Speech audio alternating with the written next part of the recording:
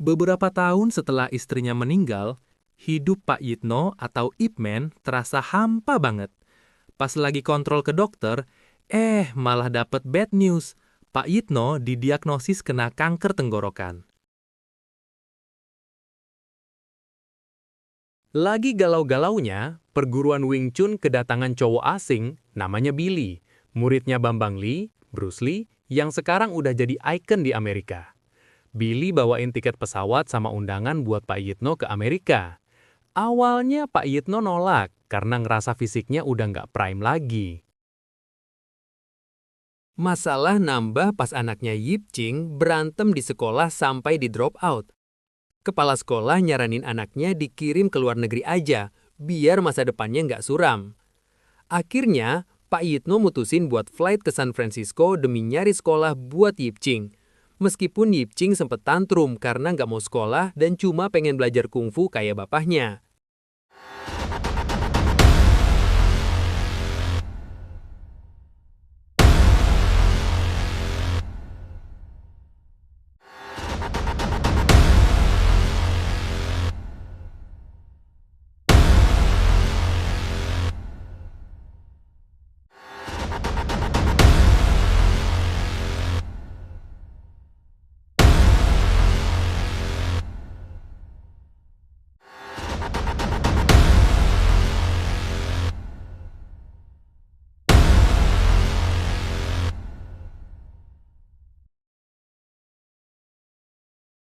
Sampai di Amerika, Pak Yitno minta tolong ke Asosiasi Kebijakan Cina yang dipimpin Master Wawan, Master Wan, buat dapetin surat rekomendasi sekolah.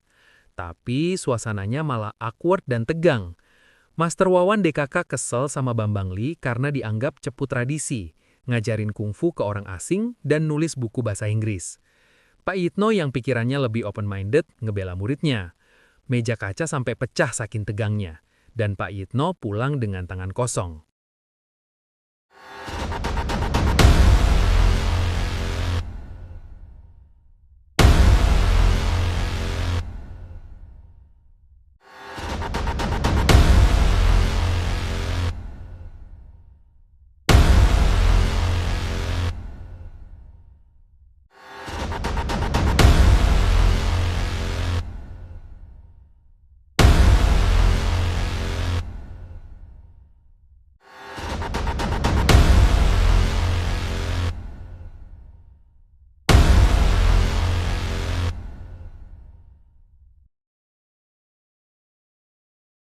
Pak Yitno akhirnya nonton demo kungfu Bambang Lee yang lagi naik daun banget di Amerika. Di sana, mereka reuni dan Bambang Lee janji bakal bantu urusan sekolah. Sempat ada drama rasis pas sekelompok karateka nyerang.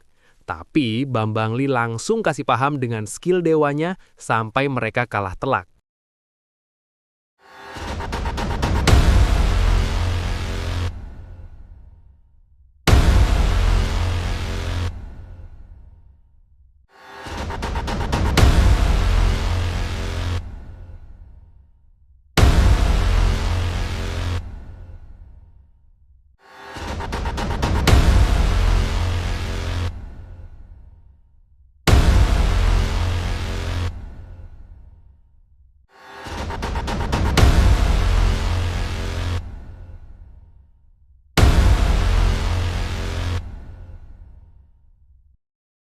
Pak Yitno nggak sengaja nolongin Yohana, anaknya Master Wawan, yang lagi dibully rasis di sekolah.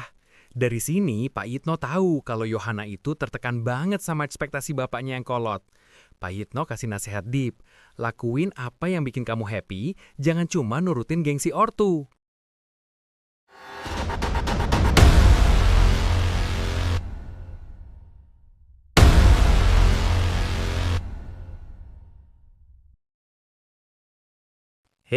Masalah makin gede pas Sersan Barton dari marinir Amerika yang sombongnya selangit ngehina kungfu.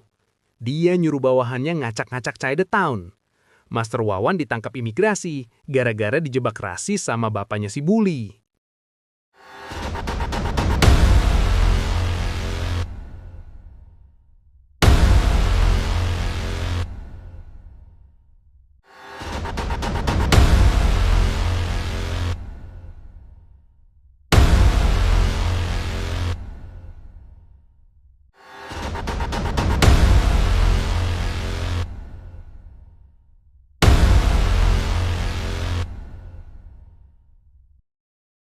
Master Wawan sempet duel sama Sersan Barton, tapi kalah karena beda power. Pak Yitno yang kondisinya makin drop gara-gara kanker, akhirnya mutusin buat turun tangan. Sebelum duel maut, dia teleponan sama anaknya, Yip Ching. Mereka akhirnya deep talk, nangis-nangisan, dan saling maafin. Pak Yitno datang ke markas marinir. Meski badannya udah rapuh dan berdarah-darah, semangatnya nggak bisa dipatahkan. Sersan Barton akhirnya kalah. Para prajurit Amerika yang nonton malah standing applause karena kagum sama mental baja Pak Yitno. Pak Yitno akhirnya pulang ke Hong Kong. Sebelum meninggal, dia ngerekam semua jurusnya di boneka kayu buat warisan ke anaknya dan dunia. Sang maestro, Pak Yitno, berpulang tahun 1972 di usia 79 tahun. Orangnya boleh pergi, tapi semangatnya tetap live forever.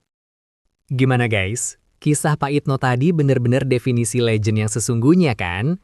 Di tengah kondisi badan yang lagi nggak baik-baik saja, dan tekanan rasisme yang nggak ada habisnya, beliau tetap milih buat berdiri tegak.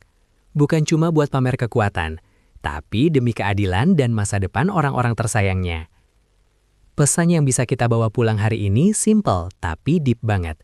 Kekuatan sejati itu bukan soal seberapa keras pukulan kamu, tapi seberapa besar nyali kamu buat tetap bertahan saat dunia lagi coba jatuhin kamu.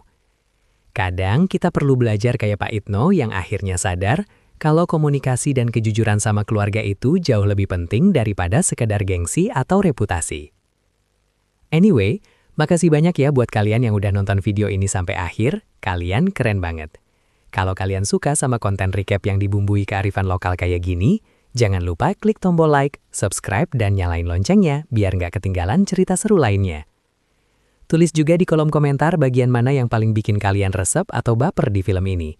Sampai ketemu di video selanjutnya. Tetap slay dan jaga kesehatan ya guys. Bye-bye.